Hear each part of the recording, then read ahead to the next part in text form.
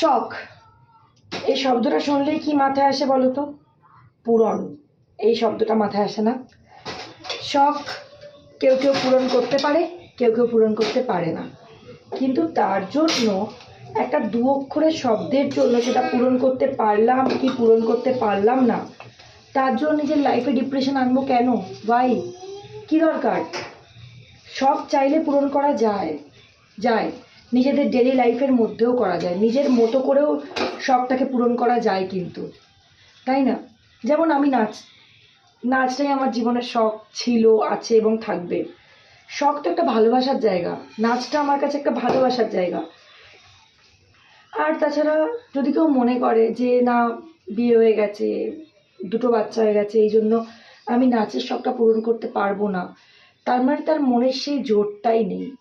মনের জোর যদি থাকে, সে পূরণ একদিন না একদিন করবেই। মনের জোর এতটাই স্ট্রং, কোনো বাধাই তাকে বাধা দিতে পারে না, তাই না? আমার মনে তো কমপ্লিটলি প্রতিটি সময় জোরটা কাজ করে যে না, আমি পারবোই। এখন যেটা আমি করছি সেটা আমি আনন্দের সাথে করি।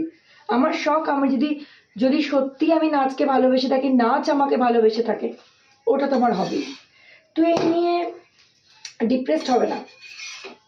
আর তাছাড়া বাচ্চা, সেটাও যেমন আমার আদরের, নাচটাও আমার কাছে সেম আদরের।